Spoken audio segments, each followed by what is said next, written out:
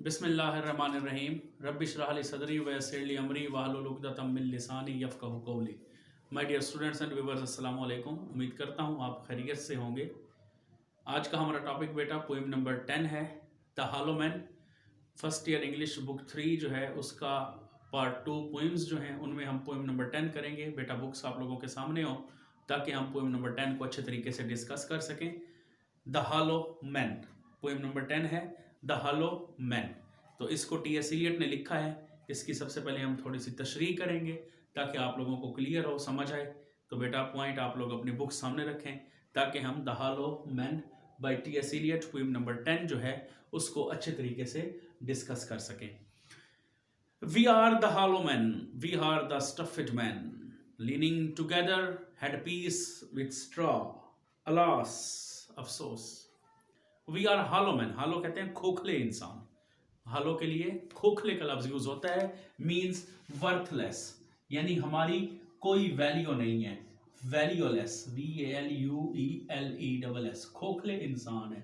We are a hollow man, we are the hollow man, हम खोखले इंसान हैं। We are the stuffed man, हम भूसा भरे इंसान हैं, यानी हमारे दिमागों में लीनिंग टुगेदर, लीन का मतलब होता है सहारा लेना, सस्टेन, लीनिंग टुगेदर, एक दूसरे से सहारा लिए हुए हैं। Headpiece filled with straw, और हमारे दिमाग जो हैं वो भूसों से भरे हुए हैं, भूसे से भरे हुए हैं। अलास, कितने अफसोस की बात है। Our dried voices when we whisper together are quiet and meaningless.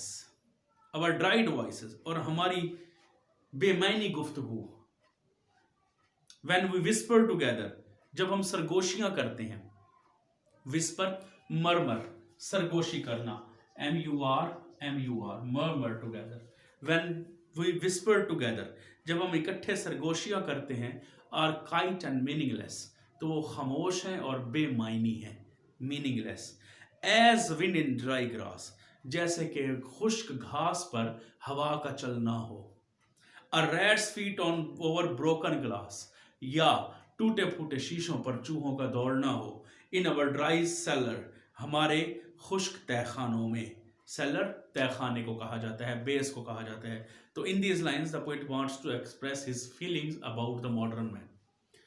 जदीद आदमी के बारे में क्या फीलिंग्स हैं कि हम भूसा भरे इंसान हैं, हम खोखले इंसान हैं। अगर हम बात करते हैं अपने मुतालिक, तो आजकल अगर हम देखें और एक दूसरे से लीनिंग टुगेदर, सहारा लिया हुआ है हमने, हम एक दूसरे पर डिपेंड करते हैं, खुद कुछ करने की कोशिश नहीं करते।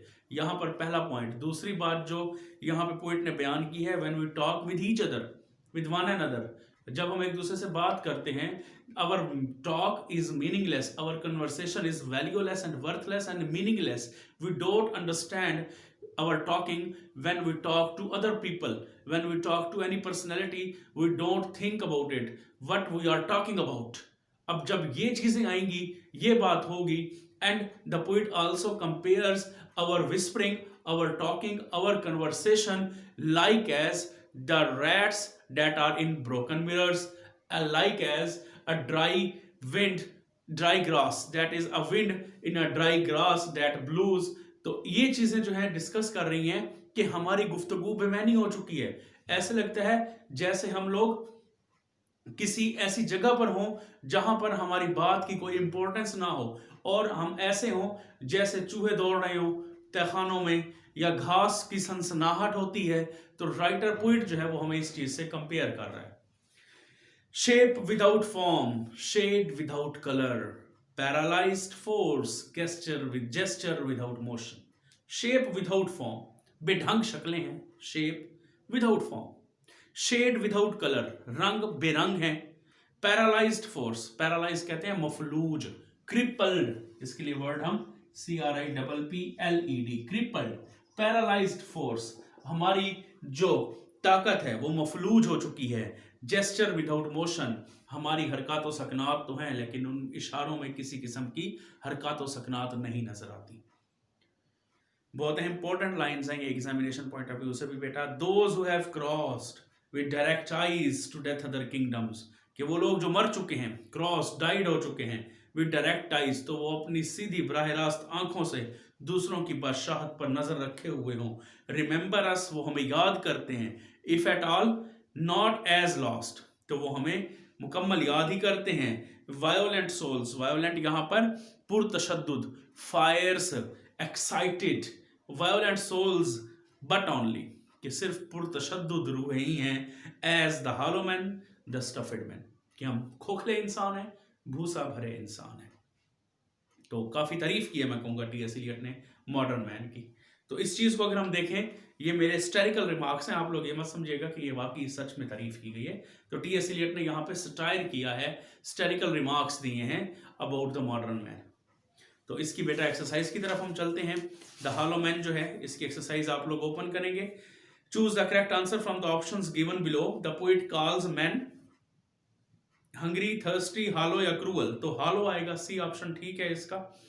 This poem has been written by, B option T S. Eliot ने लिखी है। The title of the poem is, A option, the hollow man, the hollow man. We convey, A option, nothing, we convey nothing. Mark the statement true or false. Question number 2. We are hollow men. True. We do not whisper together. False. Shape without form, shade with color. False. We do not learn together. True. Add 2 more rhyming words. Question number 3 beta. Hollow, follow,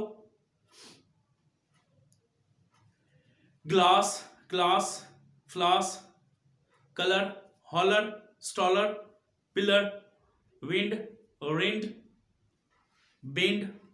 Write down the missing words in each verse. We are hollow, A option इसका ठीक है, men. A rat's feet over broken, C option, glass.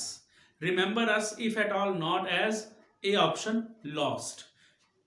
Violent souls but only, A option ठीक है। आगे question number 5, 6, 7 and 8. These are on theoretical questions. Written questions हैं, इनको आप लोग अच्छे तरीके से तैयार करेंगे। बाकी जो और मजीद इस पोएम में क्वेश्चंस हैं, मैंने उनको भी आप लोगों के सामने शेयर करना है, आप लोगों से डिस्कस करना है, तो उनको थोड़ा सा देख लें आप लोग। इंपॉर्टेंट शॉर्ट क्वेश्चंस जो हैं, क्वेश्चन नंबर 1 है, why does the poet call modern man as hollow man? Why does the poet call modern man as hollow man? Question number 2 है, what does the poet say in the last stanza of the poem? अच्छा, यहाँ पे एक चीज बेटा आप लोगों ने नोट करनी है कि अगर इस तरह का क्वेश्चन आ जाए, What does the poet say in the last stanza of the poem, तो आप लोगों को समझ ना आए तो यहाँ पे जरूर पोएम का नेम होगा द हॉलो मैन। तो जो पेपर बनाने वाला होता है, पेपर सेटर होता है, तो वो जरूर पोएम का नेम लिखेगा। What does the poet say in the last stanza of the poem, the rain? What does the poet say in the last stanza of the poem, lovelier of trees the cherry now? What does the poet say in the last stanza of the poem, a Sindhi woman? तो इस तरीके से ये याद रखें कि जरूर आप लोगों को पोएम नेम एंड में वो देगा अगर इस तरह का क्वेश्चन आता है। तो क्वेश्चन नंबर 3 है, what is the moral lesson of the poem the hollow man? अब इस तरह का लेसन अगर आता है, इस तरह का क्वेश्चन आता है, तो उसमें जरूर वो पोएम का नेम देगा। जो पेपर सेटर है वो पोएम का नेम जरूर देता है। एंड लास्ट क्वेश्चन इसका, what is the central idea और theme of the poem? Central idea भी हो सकता है, थीम भी हो सकता है, दोनों से मुराद एक ही है। यहां भी आप क्वेश्चन द हॉलो मैन, यानी ये इस तरह के क्वेश्चंस हैं जो अगर पेपर में आ भी जाएं तो वो जरूर आगे पोएम का नेम पेपर सेटर देगा। तो आप लोगों ने कंफ्यूज नहीं हो जाना कि हम इसमें कौन से पोएम के मुतालिक आंसर देंगे। तो ये चीज आप लोगों ने बेटा क्लियर रखनी है। तो यहाँ पे हमारे हॉलो मैन पोएम नंबर 10 जो है, द हॉलो मैन, याद रखिएगा, खत्म होती है। ये आप लोगों की पोएम नंबर 10 है। अभी हम वो पोएम्स कर रहे हैं जो हमारे स्मार्ट सिलेबस में हैं। इंशाल्लाह आगे हमारी जो पोएम स्मार्ट सिलेबस में आएंगी, हमारे नेक्स्ट लेक्चर्स में आप लोगों को उनके मुतालिक बताऊंगा। आप लोगों ने अच्छे तरीके से तैयारी करनी है, एग्जामिनेशन पॉइंट ऑफ व्यू से खुद को तैयार करना है। किसी किस्म का कोई इशू हो तो आप लोग नीचे कमेंट करें ताकि मैं आप लोगों के कमेंट्स का रिप्लाई कर सकूं। अल्लाह आप लोगों को हामी और नासिर हो। अल्लाह।